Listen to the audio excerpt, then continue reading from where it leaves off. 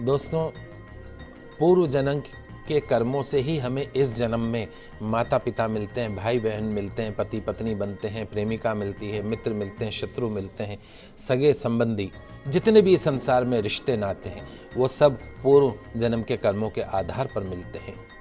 क्योंकि इन सबको हमें या तो कुछ देना होता है या इनसे कुछ लेना होता है।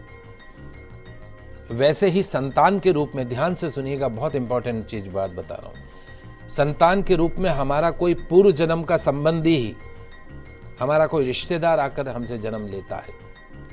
तो 4 तरह के पुत्र बताए गए हैं शास्त्रों में। सबसे पहला जो पुत्र होता है ऋणानुबंध पुत्र, अर्थात पूर्व जन्म का कोई ऐसा जीव जिससे आपने कोई कर्जा लिया हो, ऋण लिया हो या किसी भी प्रकार से उसका धन नष्ट किया हो, तो वो आपके घर में संतान बनकर आपके घर में जन्म लेता है। और आपका जो धन है वो या तो बीमारी में या व्यर्थ के कार्यों में तब तक नष्ट करता है जब तक कि उसका हिसाब पूरा ना हो जाए। कहते हैं कि जो किया है वो भुगतना ही है, चाहे इस जन्म में चाहे अगले जन्म में। दूसरा जो पुत्र होता है वो होता है शत्रु पुत्र। पूर्व जन्म का कोई दुश्मन आपसे बदला लेने के लिए आपके घर में संतान बनकर आएगा। बड़ा होने पर माता पिता से जो मारपीट करते हैं, झगड़ा करते हैं, सारी जिंदगी हमेशा उसको सताते रहते हैं, हमेशा कड़वा बोलकर माँ बाप की बेइज्जती करते हैं, दुखी करते हैं, ऐसे जो पुत्र होते हैं वो शत्रु पुत्र होते हैं। वो भी पूर्व जन्म का कष्ट है जो आप भोग रहे हैं। तीसरा, उदासीन पुत्र। इस प्रकार की जो संतान होती है वो न तो माता पिता की सेवा करती है, ना ही कोई सुख देती है। मोक्ष धाम में भी जाके और वहाँ जो क्रियाकर्म करने वाले लोग होते हैं उनको पैसे देते थे कि माँ बाप का अंतिम संस्कार कर देना, बाकी हम कुछ नहीं करने वाले। या वृद्धाश्रम में जाके छोड़ देते हैं, उनके हाल पर मरने के लिए छोड़ देते हैं। और विवाह होते ही अपनी पत्नी के सगे हो जाते हैं और अपने माता पिता से अलग हो जाते हैं। ऐसे जो पुत्र होते हैं उदासीन पुत्र होते हैं। चौथा, सेवक पुत्र। पूर्व जन्म में यदि आपने किसी की खूब सेवा की है तो अपनी की हुई सेवा का ऋण उतारने के लिए, आपकी सेवा करने के लिए पुत्र बनकर आता है। तो जो बोया है दोस्तों वही तो काटोगे। अपने माँ बाप की सेवा की है तो ही आपकी औलाद बुढ़ापे में आपकी सेवा करेगी, वरना कोई पानी पिलाने वाला भी आपके पास नहीं होगा। और साथ ही आप ये ना समझे कि ये सब बातें केवल हम मनुष्यों पर लागू होती है। इन 4 प्रकार में कोई सा भी जीव आ सकता है। जैसे आपने किसी गांव की निस्वार्थ भाव से सेवा की है तो वो भी पुत्र या पुत्री बनकर आ सकती है।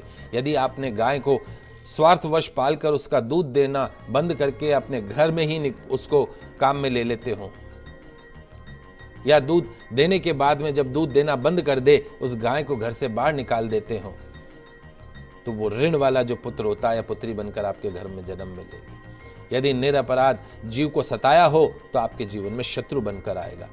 इसलिए दोस्तों, जीवन में कभी किसी का बुरा नहीं करें, क्योंकि प्रकृति का नियम है कि आप जो करोगे उससे वह आपको इस जन्म में या अगले जन्म में 100 गुना करके देगी। यदि आपने किसी को 1 रुपए दिया है तो ये समझो आपके खाते में 100 रुपए जमा हो गए हैं। यदि आपने किसी का 1 रुपए छीना है तो समझो आपकी जमा राशि में से 100 रुपए निकल गए हैं। तो जरा सोचिए, आप कौन सा धन साथ लेकर आए थे और कितना साथ लेकर जाएंगे। जो चले गए वो कितना सोना चांदी साथ ले गए। मरने पर जो सोना चांदी धन दौलत बैंक में था वो बैंक में ही पड़ा रह गया, व्यर्थ कमाया समझो। तो कहते हैं पूत कपूत तो क्यों धन संचय और पूत सपूत तो क्यों धन संचय। औलाद अगर अच्छी है, लायक है, तो कुछ भी छोड़कर जाने की जरूरत नहीं, खुद ही कमा खा लेगा।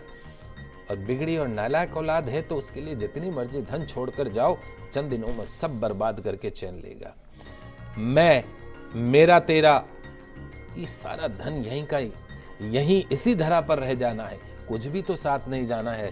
तेरे साथ है दोस्त, साथ तेरे सिर्फ तेरी नेकियां ही जाएंगी। बड़ी अच्छी एक गीत की लाइन थी कि बचपन बीता आई जवानी और बुढ़ापा आएगा, आखिरी मंजिल जब आएगी मुंह तकता रह जाएगा। इसलिए अभी से बोलिए जय